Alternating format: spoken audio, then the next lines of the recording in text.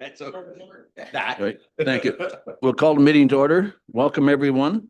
Land acknowledgement. We respectfully acknowledge that the County of Haliburton is located on Treaty 20 Michisagi territory and in the traditional territory of the Michisagi and Chippewa Nations, collectively known as the Williams Treaty First Nations. We acknowledge the shared presence of Indigenous nations throughout the area and recognize its original inhabitants as the stewards of its lands and waters since time immemorial. Thank you. Just with my opening remarks, we have the pleasure this morning of a long service award, and I'm going to ask Andrew to join Gary and I at the podium.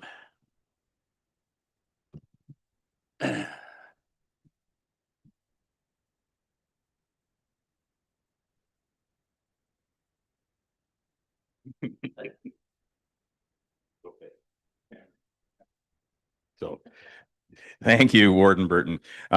Just a little background about Andrea. Andrea began with the county in March 2005 as the county's first financial assistant. From there, she's held various positions, including financial analyst, deputy treasurer, manager of human resources, and finally in 2021, the position she holds today was the director of corporate services and treasurer.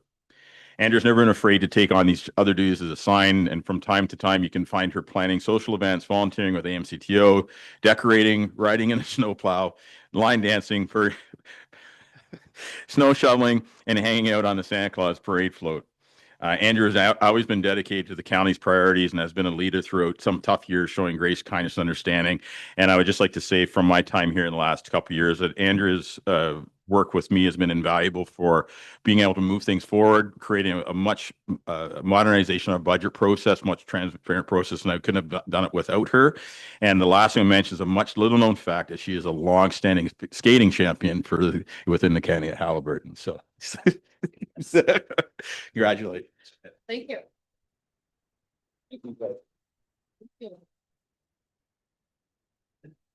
Thank you. No, thank you. It's been a great 20 years here at the county, and I think I can honestly say it's been 20 years because of the great people I've been able to work with and for throughout that time. So thank you.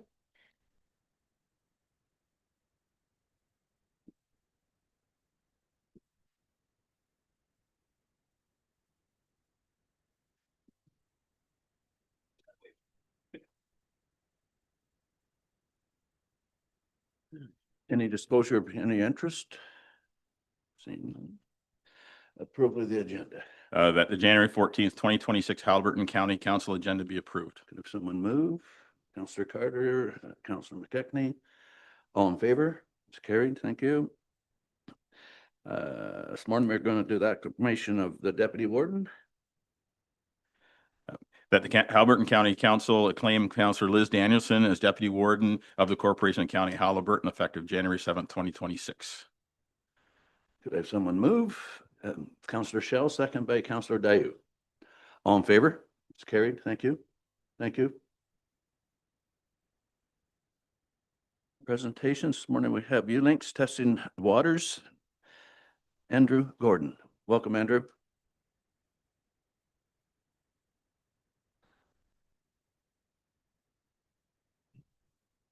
Morning, councillors. Happy New Year. My name is Andy Gordon. I'm Director of ULinks, and I'm joined on Zoom, hopefully by Jim Prince. Yes, I'm here, Andy. Good morning, everybody. Happy New Year. Always a pleasure to address council, so thanks for the opportunity, and thank you for your continued support for Testing the Waters program, looking at water quality in the county of Haliburton. Next slide, please.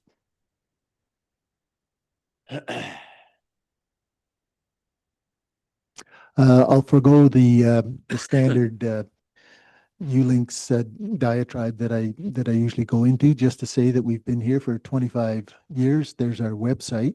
We work in all sectors, principally the environment, but we're very excited to be working with the county on the community safety and well-being initiative coming up too. So that's very exciting for us. We have quite a bit of expertise in that area historically. If you go to our website, there's two buttons that you can click on, many buttons, but the two that you should click on are the Woodlands and Waterways EcoWatch program. That's the program under which Testing the Waters falls, and then the research database, which will lead you to almost 600 different research projects that have been conducted in the county over the last 25 years. Next, please. So I'd like to start this talk a little bit differently than I do. I'd like to remind you that we are the rooftop of Ontario, and on this slide you can see the northern extent of the Frontenac axis. So the black is Algonquin, the red is Haliburton County. They share a little bit of territory. They're both fairly high elevation, 1,200 to 1,300 feet, but when it rains, next slide please, they shed water in different ways. So this is how Algonquin Park gets rid of its water. Very little bit of it comes through the county, through the Oxtongue system, and then exits out into Lake Huron through the Muskoka watershed. Next slide, please. But when you take a look at the county of Haliburton, we actually give some water back to Algonquin Park, about 20% of it, but a quarter of it flows out to the west to Lake Huron through the Muskoka watershed. But the vast majority of it flows south into Lake Ontario through the Trent Severn system, about 60% of it. Next slide, please. And collectively, Haliburton County gives to lower watersheds about 2.1 billion cubic meters of slightly used water. So it's really important when we're thinking about managing for our own water quality in Haliburton County, which is difficult because we have 35 drawdown lakes over which we have no control.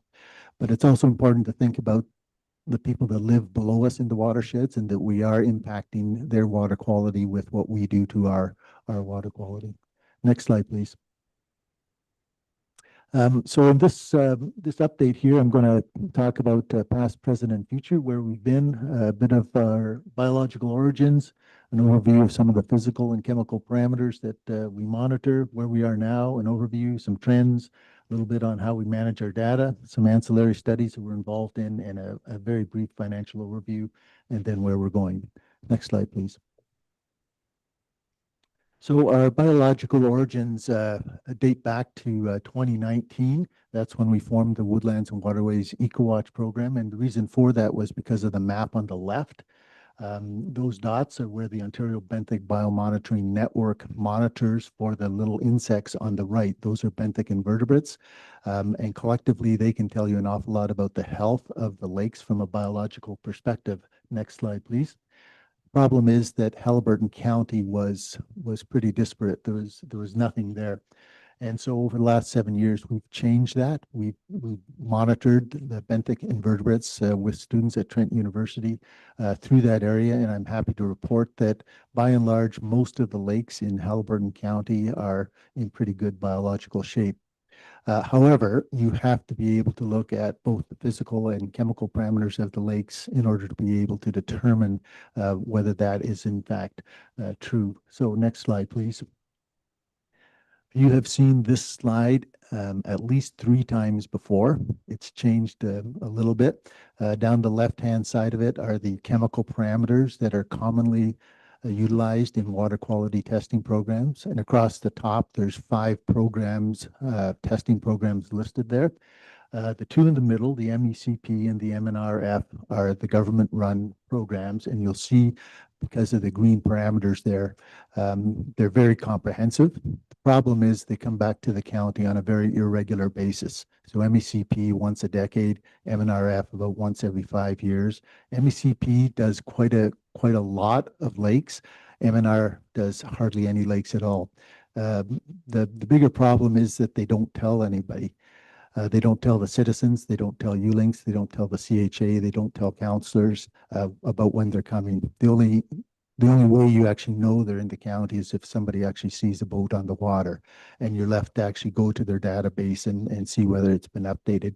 And so some lake associations, such as the KLCOA, which is the 4th column from the left, have undertaken lake water quality sampling on their own. And the one on the far left and the one on the far right are the 2 principal programs that conduct water sampling, water quality sampling on an annual basis. So the Lake Partner program does it once a year, but you'll see they only test 4 parameters. The Testing the Waters program, which is partially sponsored by yourselves, tests a number of parameters, and it tests it 3 times a year. Next slide, please, including on low ice situation on drawdown lakes, because drawdown on the 36 lakes we have has been shown to have some particularly negative ecological effects on water quality. The parameters that we test have been agreed to by a panel of aquatic experts that we've assembled, and we have a pro bono relationship with Hutchinson Environmental. So they come, they take a look at our sampling protocols once a year, and we tweak it as we go forward.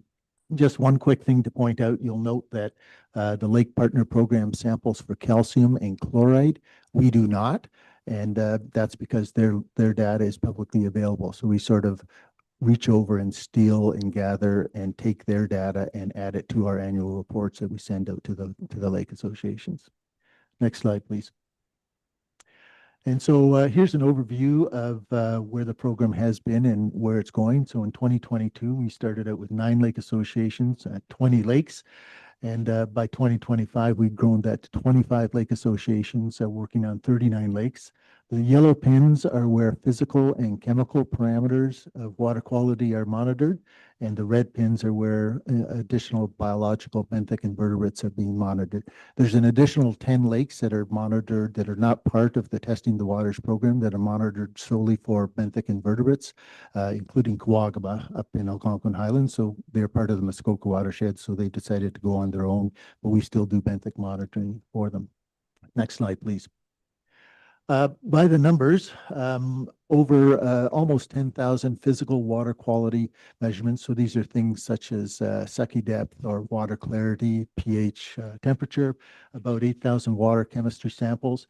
I think the most important number on this slide here is that we've garnered almost 200 volunteers who have come to the program with an incredible amount of enthusiasm. They've generate about 1,700 volunteer hours per year. So that translates to a little over $51,000 of money in intangible wages that they're actually bringing to this particular program. And as I've said, we've been working with 25 lake associations. Next slide, please. So we committed in our last contract to expanding the program by 5 lakes. We will indeed meet that target. Those are the lake associations that we're currently talking with: Maple Beach, Redstone, Percy, et cetera, et cetera. There are certain lake associations in the county that don't want to have anything to do with the program.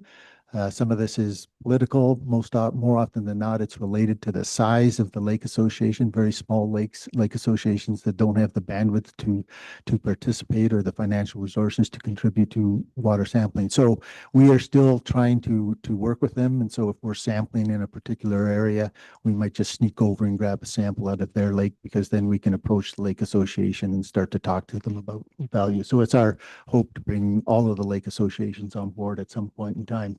We would benefit from an additional control lake. Right now, we're using Stocking Lake, which is uninhabited up in Haliburton Forest. They've offered us other lakes there, but we are looking for a more pristine lake in the southern part of the county, and that's a little problematic. Next slide, please. Trend data. So on this graph here, the red circle represents the Testing the Waters data. So we've only been at it for about 5 years now. This particular data is indicative of water clarity. It measures sucky depth.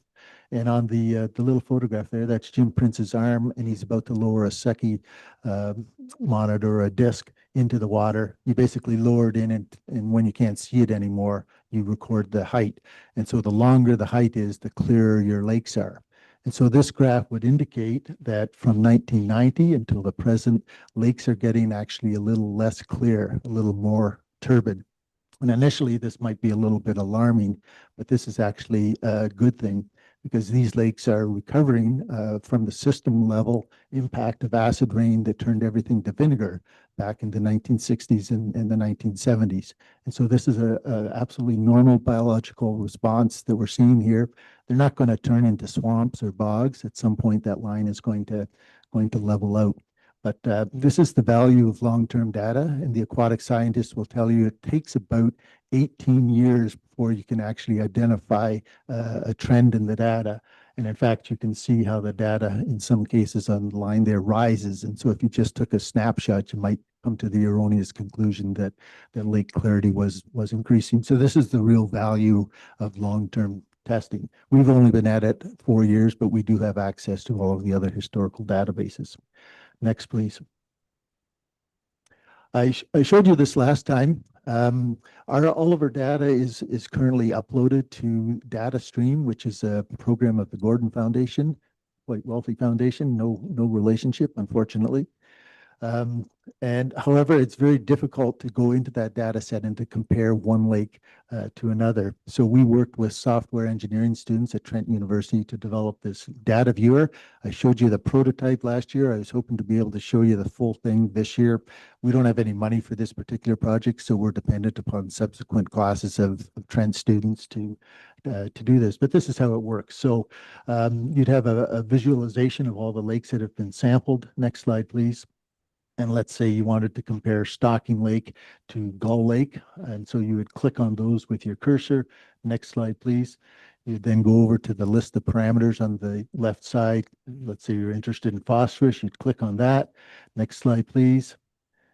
You click on that button and next slide, please. And this is what would come up. And so this is testing the waters data from 2024 to the present in phosphorus. And what it's showing is that there was a spike in the spring of 2025 in Gull Lake from phosphorus, and then it quickly declined. Compare that to Stocking Lake, which is our pristine lake, and it declined a little bit quicker, as you'd expect, because there's no cottages on it. The nice thing about both of these trends is that they're well below the guideline for total phosphorus that has been set at the top. So our ultimate aim here is to incorporate all of the historical databases that we have. So all the MNR data, all the MOCP data, LPP, Lake Association data, our own data, and to make it available to the public so that you, any member of the public, will be able to access this data viewer, will be able to click on it, compare their lake to another, look at their lake historically in time, going backwards, and discern trends. I'll just give you an example of that on the next slide, please. And so here is Gull Lake. The data on the left goes back to 2002. That's Lake Partner data. And then the data I just showed you is the testing the waters data.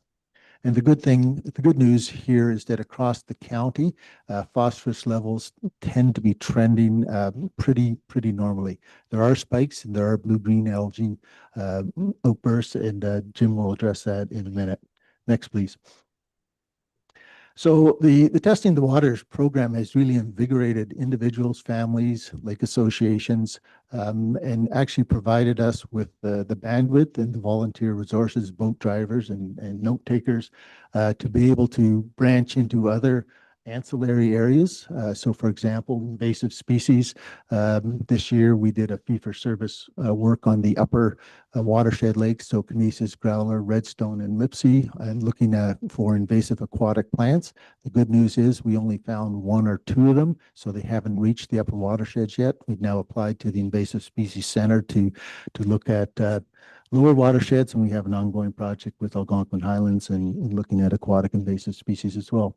On the Phragmites front, which is a very nasty terrestrial invasive, a couple of years ago, we engaged interns from the University of Guelph who came out and mapped out the Phragmites in the upper watersheds.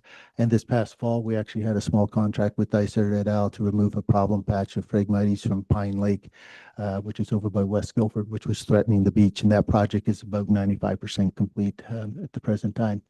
I'll turn it over to Jim now, who's going to say a little bit on another ancillary study involving blue-green algae. Next slide, Jim. Yeah, thanks, Andy. We've all heard about the threat of blue-green algal blooms in Haliburton County, and they're generally referred to as harmful algal blooms. But there really isn't any data. So in around 2020, we had about 11 algal blooms across the county. A number of lake associations got together, chatted about it, and really found out that no one is tracking the HAB events, whether they're suspected or confirmed algal blooms. There's a couple of players that are involved. So the Ontario MECP out of Peterborough, you make a report to the Spills Center, and if they're available, if they can make it, it's not a weekend, they'll come out and do a sample. Most of the time when they arrive, the algal bloom has dispersed and they aren't able to get a great sample. So on Kinesis, we've experienced both scenarios where we've had a suspected, very likely it was, but MECP hasn't been able to respond in time. Lakelands Public Health, we've been sending the data to them, but they don't do any reporting or provide public notifications. That's really different than other places in Ontario and in Canada. Muskoka has a really robust reporting program, and it alerts citizens about the hazards because you cannot. Your pets could die. You can't drink the water if there's an algal bloom. If it's near your cottage and you're drinking water from the lake. About a third of the people on cottages drink water directly from the lakes in Haliburton. So a very small part of the 2026 Testing the Waters program is trying to go back to recognize that good data is important for decision making. So we're going to be able to collect the history of HABs in Haliburton County. We aspire to do that. Develop standard operating procedures, which are very simple and similar to the Testing the Waters program, for collecting those suspected algal blooms and put those kits in the hands of lake associations and citizen scientists. It is not rocket science, it's citizen science. It's quite easy to do. We're going to be working with the MECP in Peterborough to do that. We've got their head nod. And we're going to be tapping Lakelands Public Health. We've got a call into them already to look at what their appetite is to get involved for reporting and public notifications. In the fall, as Andy said, we've been working with the University of Guelph. There was an internship project. We started the work on survey development, which we'll execute this year. And they've investigated other HAB reporting protocols from across the country. There's some good, Muskoka's got a good one, and British Columbia has a good one as well. Back to you, Andy. Next slide, please. I thought you might be interested in the topic of microplastics. So this is an average of 18 Haliburton County lakes. This is master's work from a student at Trent, Jacob Weinock. On the right-hand side, you'll see the word length. So all of these microplastic particles are less than 1 millimeter in length. Those are the orange bars. So we have on the left 2022, 23, 2024. The blue bars are the concentration of the microplastics per liter broken out by fiber and fragment. So this stuff comes from decaying personal flotation devices, ropes, bumpers, docks that have not been removed, plastic bottles that are thrown into lake. And so Haliburton County lakes do have microplastics, and these levels are just as high as they are in other parts of Southern Ontario. Even our pristine lake, Stocking Lake, because some of this stuff is thrown about by winds, is loaded with microplastics. So if you're drinking unfiltered water from the lake, your body is being loaded with microplastics. So the scientists at this point in time are still at the stage of, oh my goodness, this stuff is here. They're not yet at the stage of there's a solution to this. There is a way to mitigate this partially, and that's by getting rid of your old abandoned docks that are sitting in bays in all of the lakes in Haliburton County. Next slide, please. And so in addition to the quarterly reports that we provide to council, we also provide annual reports to all of our lake associations. Next slide, please. And I'm happy to report that the 2025 lake reports are all in press and about to go out. Next slide, please. Just a little bit on the finances here. So the program amounts to about $105,000 cash per year. Of this, the Haliburton County is supplying about 60%, and lake associations and ULinks are supplying cash of about 40%. However, when you start to invoke the in-kind from the lake associations and the in-kind from ULinks, so that's part of my time, all of Jim's time, our unpaid management board, our interns, and accessing pots of money that the county can't access, but a not-for-profit can access. The program actually grows to about a $200,000 a year program, of which you're paying about 33%. So the important thing to note here is that for every dollar that you put into this program, ULinks is able to leverage another $2 that goes directly towards water quality issues in Haliburton County. So we think it's a really good value for money for the county. And again, thank you for your support for it. Next slide, please. So where are we going on here? The red lines are where county is supporting. So we're going to continue the program, some program expansion. We want to move away from not disband, but we want to move towards watershed level lake health reporting and looking at water quality trends across the county. To continue our data portal development, continue the blue-green reporting protocols. And one new thing this year that we're going to start developing are the lake health report cards, a sample of which you have in front of you and which Jim will address in a minute. We continue to have ongoing discussions with MOECP, basically about joint sampling and to enhance their presence in the county. They have a research laboratory right in the county, and so we're hopefully that will happen.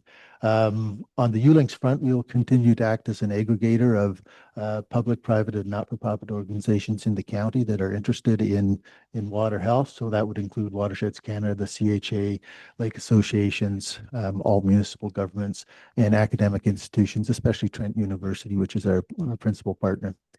And so on the lake health report cards, I'd like to ask Jim just to step in here and give you an overview of what you have in front of you. Jim? The next slide, please. So we've crafted a draft health report card to shop out to the Lake Association. So this is a Kinesis Lake one. It's going to the KLCOA Board of Directors next Tuesday night for a conversation. And the whole idea is to condense down those fairly lengthy water quality reports plus all the other information into a 4-page, simple to read summary of the status of lake health. So the first page is simply a cover page. The second page is about physical characteristics of the lake, because not everyone on the lake and as members or the community knows about the lake. So there are things like the size of the lake, the number of lakes, whether there's a dam on the lake, the number of properties, and the number of dwellings, which is different because that addresses loading on the lake, the amount of protected shoreline area, the amount of wetlands. So those are sort of indicators of lake health as well. So that'll be on the second page. Next slide, please. And then we actually take the data from the Testing the Waters program and present that on the third page. So you've got physical and chemical properties of the water, 2 specific indicators, calcium and chloride, because those are important. And chloride would come from road salt, and we don't use road salt on the rural roads here in Haliburton. So you can see that the chloride levels are really great. And then we provide an indicator of the benthic health of the lakes. All of these are presented in traffic light style indicators. So green, yellow, red, green meaning not stressed or still in relatively good shape. The last page is a very short summary of other lake health indicators. So in there, we've got natural shoreline amounts, which came from a measurement in 2016 of the Love Your Lake program, some climate change information, and our temperatures are going up, which means the lake temperatures are going up, spring, winter, fall. You wouldn't know it this winter.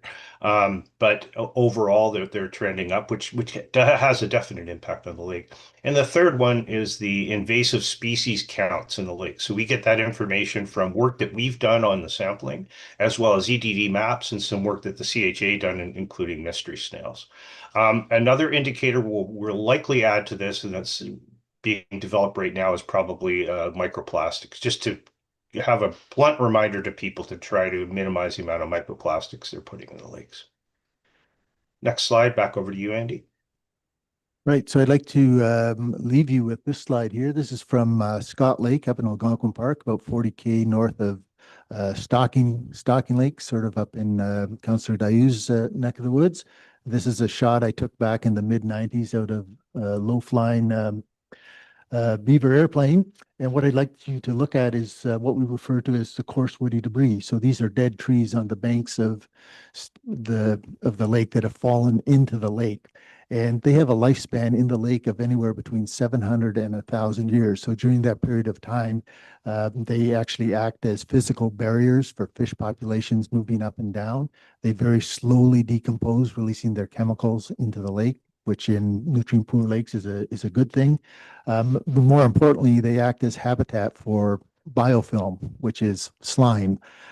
So collective matrix of bacteria, fungi, and algae and bugs and stuff like that. Unfortunately, in cottage lakes, this is the first stuff to go because nobody likes swimming next to slimy logs, including me. And I would imagine it's very ecologically important, but I would imagine that the political will in this room to put coarse woody debris back into cottage lakes on private property is about zero. So you're stuck with it. Once the coarse woody debris is gone, it's gone. Next slide, please. So in cottaged lakes, the three pillars of lake health are, number one, you've got to be cognizant of what you're doing to your shorelines. And kudos to the county for their shoreline bylaw. Septic inspections are incredibly important. Kudos to all of the municipalities for your programs. And the third leg of the stool, which will fall over if any of those three missing, is water quality testing. Next slide, please. And so looking at our data, looking at historical data, taking a broad brush paint across the county, we think that all three of these things have resulted in biologically, chemically, physically fairly good and decent water quality in Haliburton County lakes at the present time. And if you keep up with doing these 1, 2, 3 things, 50 years down the road, we might actually be able to survive climate change, and we'll have some good water quality. So next slide, please. I'd like to end there. I'd like you to thank you again for your generous support. I'd like you to think of it not so much as a line budget item, but as an investment in the future of water quality and ultimately the economic health of the county of Haliburton. So thank you very much. Happy to answer any questions right now. More importantly, the money has been allocated, but the contract has not yet been drawn up. So if there's additional things that you would like ULinks to address, we'd be happy to discuss that with Elizabeth. Thank you. Thank you very much, Andy, and to Jim as well. Questions? Deputy Warden Dennison.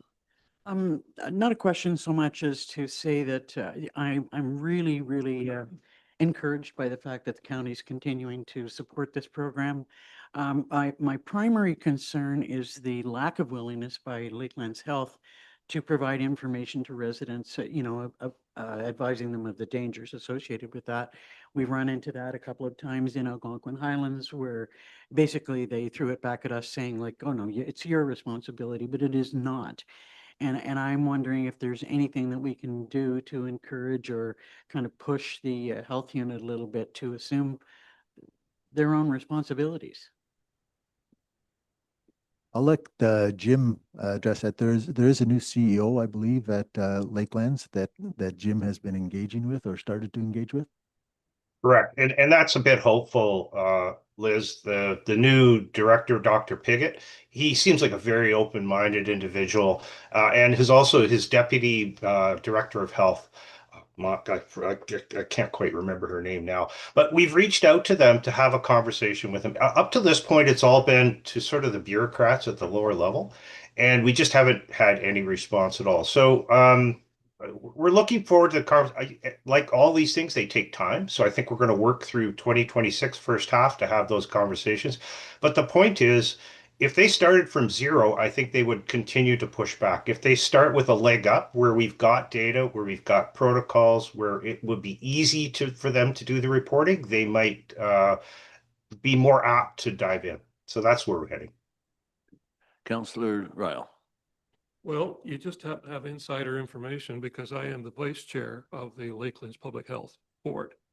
So, and the lady you're looking for is Dr. Natalie Bakke. That was the second person. Dr. Piggott is obviously the CBO or the MBO. The whole idea of it is that I'm not aware of that, okay? And I'm not the person you need to take to. You need to take to, obviously, the two MOHs that are involved with this thing. The good news is we've got a meeting next week, and I will bring it up for them to have someone contact you. I can't guarantee that because I'm not the one running the health unit. I'm really on the board, but I certainly can bring it up as being a serious issue for our neck of the woods and the whole information in general. So I can't promise anything, but what I can tell you is I will be bringing it up with them next week, and we'll see where it goes from there. Thank you, Councillor. Yeah, thank you, Councillor Rayl. And in fact, if you need any additional information for some context, we'd be happy to provide it. Other questions? Councillor Carter? So this obviously not a new issue. And, you know, on behalf of Minden and on behalf of anybody, I brought this up with both of those people on more than one occasion. I had a discussion at AMO, and obviously, Dr. Piggott is new in his job and so on, but he's open. But this is I don't quite understand how we got to this point because so many of the other health units have taken this as a responsibility. We have the situation with our water treatment plant that sometimes where we have diversions when there's big storms or something like that, you know, we have to alert people. And, you know, the health unit has just turned it back on us and no assistance whatsoever. And I'm not talking about the new one. I'm talking about the old health unit. And the same thing happened with the Lake Association with the LKO, where one of the things that we had always measured on cash was because there used to be up to 30 resorts and there were lots of beaches, and so we always measured E. coli and coliform. And whenever we had high levels, you know, we would, you know, hopefully help get the health unit to assist us. Again, they said they wanted no part of it. So this is a serious issue that's been, you know, a long-standing issue. And like I said, I think Muskoka is a good example of how this should be done. And this is to protect the people in Haliburton County. So, Councillor McCartney? Yes, roughly, Jim or Andrew, how many lakes are in the county? Approximately 600. 600. And like, I always hear, I don't canoe up in Algonquin Park or anything, but I have friends that do, and they sometimes come across algae blooms. So like, what is the theory on algae blooms being, say, in a park where there isn't a boat, a cottage, a septic system, a lawn, all the things that would, you know, help feed an algae bloom? Like, what do you have any theories or why they're occurring in these lakes? Well, I'm not an expert on blue-green algae, but it would be the perfect storm. I mean, there's naturally occurring phosphorus and other chemicals that would act in concert to form hotspots, basically. Nature has learned to deal with these over the years, and so they spring up, they disappear, they go away. In cottage country, where you have septics and other things, it just makes it a little bit more difficult to do that. They do disappear, as Jim said, but they do occur naturally as well. Councillor Dayu? Great. Thanks, Warden. Thank you very much for this very helpful information. It's great to see the progress year on year, and I certainly look forward to your presentations year on year. On the question of the health unit, I do wonder if this is an area where the county could step up in a very formal way, put together a report, perhaps in conjunction with ULinks, to stress the need for this for Haliburton and to formally request that this happen by the end of the year and moving forward. It's great to know that various mayors have had individual conversations. Great to know that the vice chair is on it, but it just strikes me that something far more formal is required at this stage. Gary? Thank you, Warden Burton, and to your Councillor Dayu. Yeah, I have a meeting coming up with Dr. Piggott on some other issues. We can definitely add it to the agenda. And I just flipped a quick email to Jim and Andy to provide me with the background information so I could educate myself on both the history and the importance of it. I'm confident we can move the needle forward on this. Go ahead. Thanks. I just wonder if a council resolution would be of support, just to really show our true intention to see this happen. Other questions? Resolution?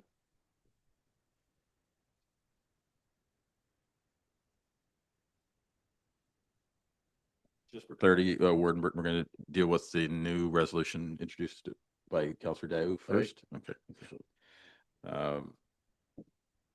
Just that the CAO will be directed to contact Dr. Piggott at the local health unit to discuss the importance of detailed information sharing between the county and the health unit. By Councillor Daou and second by Councillor Ryle. All in favor? Is carried. Thank you.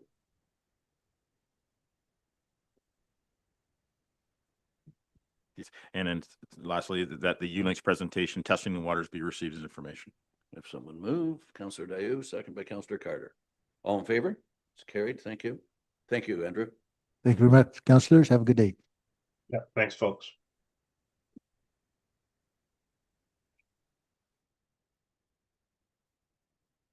The consent agenda. That the items listed under the heading consent agenda for January 14th, 2026 being adopted as presented. If someone move, Deputy Warden Danielson, second by Councillor Ryle. All in favor? It's carried.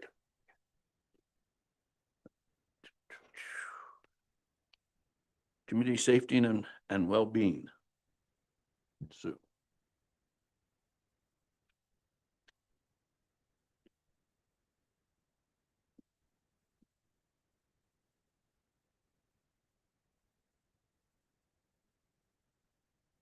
Good morning, Warden Burton and members of council.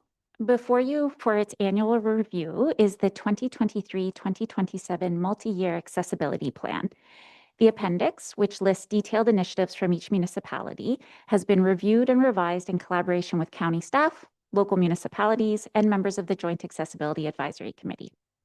In addition, staff and members of the Joint Accessibility Advisory Committee have reviewed a 2025 accessibility accomplishments document that highlights a selection of projects completed throughout the county last year. As last year, local municipal staff joined December's Joint Accessibility Advisory Committee meeting to discuss these projects and answer any questions the committee had about completed, ongoing, or future projects. Again, their time was very much appreciated. On behalf of the Joint Accessibility Advisory Committee, I am looking for council's approval of both of these documents, which with approval will be posted on the county's website to meet our legal obligations under the Accessibility for Ontarians with Disabilities Act and shared with local municipalities to do the same. Thanks so much. Okay. Questions? Resolution? The staff report CSWB 01 2026 multi-year joint accessibility plan and 2025 accessibility accomplishments be received, and further that the 2023 to 2027 multi-year joint accessibility plan be update be approved. Can I have someone move? Councillor Fury, second by Councillor McKechnie. All in favor? It's carried. Thank you. County of Haliburton Accessibility Awards Program. Before you is a report on a County of Haliburton Accessibility Awards program. This program is modeled on similar programs throughout the province designed to celebrate individuals, organizations, and businesses who have made significant contributions and supported progress to improving accessibility in their communities. Our thanks to the Accessibility Coordinator in the City of Quinte West for sharing their expertise and experience with this program. The Joint Accessibility Advisory Committee has proposed that the nomination period opens later this month, next week, and remains open until the end of March, with a review period in April and awards presented at County Council on Wednesday, May 27th during National Accessibility Week. It is the committee's aim that recognizing accessibility champions with a focus on accessibility and universal design within our community will encourage more residents, organizations, and businesses to actively participate in making our county more accessible for all residents. Thanks so much. I'm happy to answer any questions you may have. Questions? Resolution? That staff report CSWB 02 2026 County of Haliburton Accessibility Awards Program be approved. Someone move. Councillor Carter, second by Deputy Warden Danielson. All in favor? It's carried. Haliburton County Joint Accessibility Committee member resignation. Yes, and the last item today is the resignation of a Joint Accessibility Advisory Committee member who has indicated that due to a new professional commitment, she is no longer able to serve on the committee. We thank this member for their time and their contribution to the committee. Staff and the Accessibility Committee recommends that County Council receive this resignation with regrets. A plan to replace the position will be developed by staff. You. Any questions? Resolution? Staff report CSW 03-2026 Joint Accessibility Advisory Committee member resignation be received. Have someone move? Councillor Ferry, second by Councillor Shell. All in favor? It's carried. Thanks, Sue. Corporate Services, Finance. 2026 insurance renewal. Andrea. Tanya did the work on that this year, so I'm going to let her present the report to council today. Very good.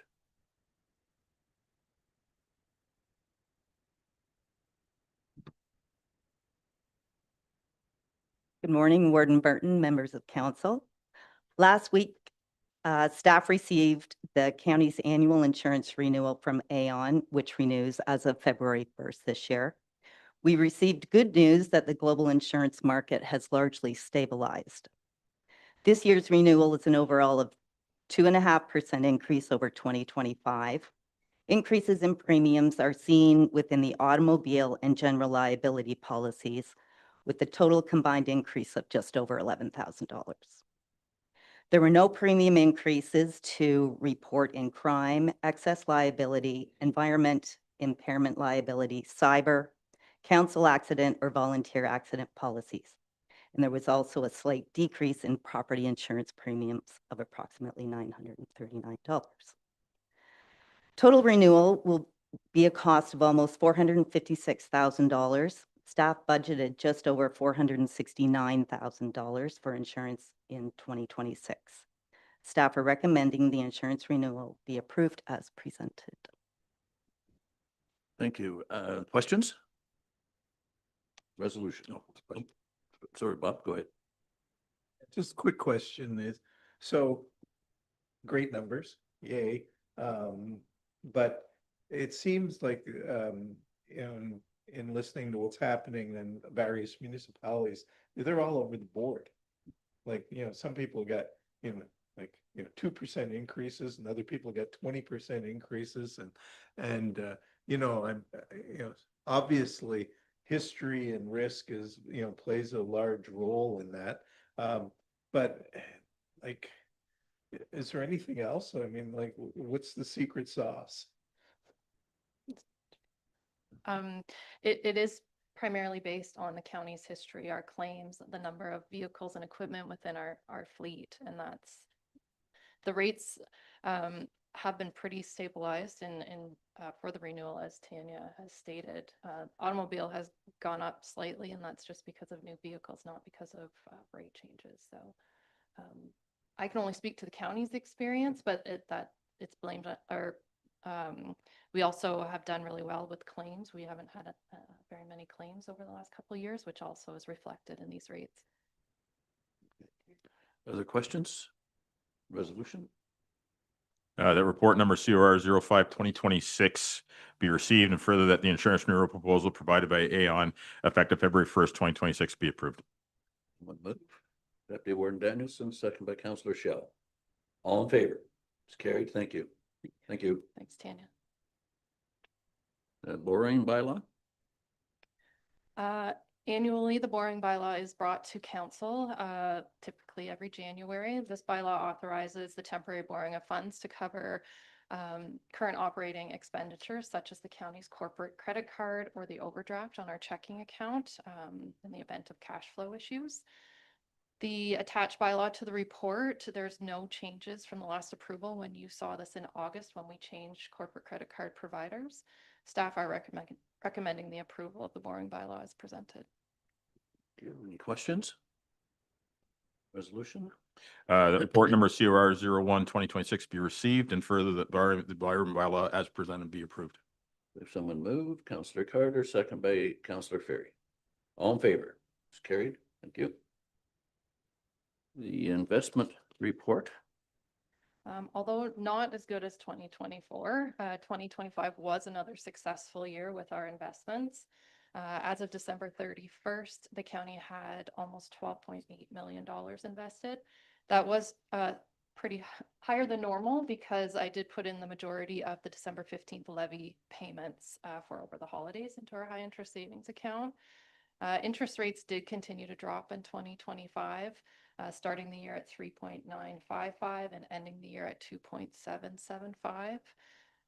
As of the end of 2025, the county had earned just over $450,000 in investment interest. Any questions? Resolution? That report number COR 06/2026 be received as information. If someone move.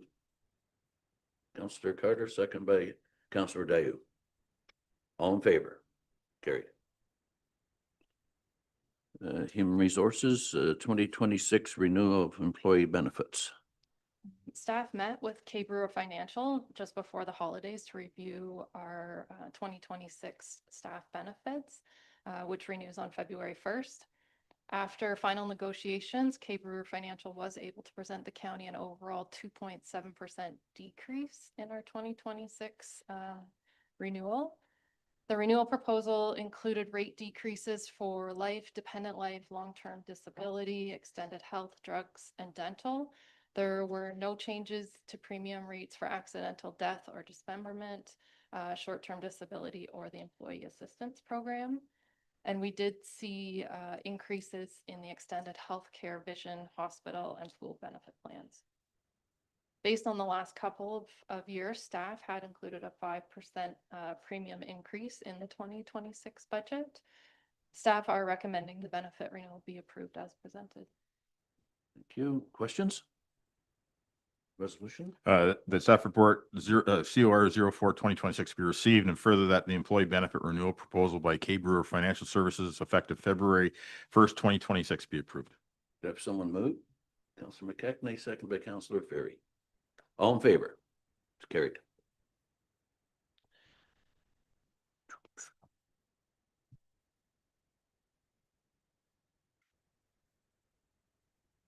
So we're down to bylaws. That the following bylaws listed under the heading consideration of bylaws being enacted and passed, being a bylaw to establish the 2026 tax ratios for the municipality of the county of Haliburton, a bylaw to adopt the 2026 budget for the county corporation of the county of Haliburton, a bylaw to establish the 2026 property tax rates for upper tier purposes, and a bylaw to authorize the borrowing of money to meet the current expenditures of the corporation of the county of Haliburton. Could I have someone move? Councillor Carter, second by Deputy Warden Danielson. All in favor? It's carried.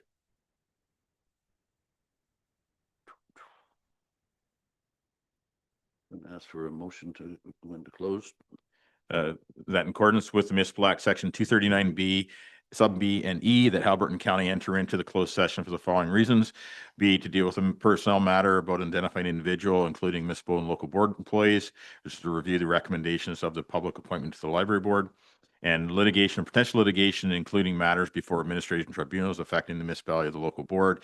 The insurance claim update by Ms. Robinson. Have someone move? Councillor Ryle, second by Councillor Carter. All in favor? Carried.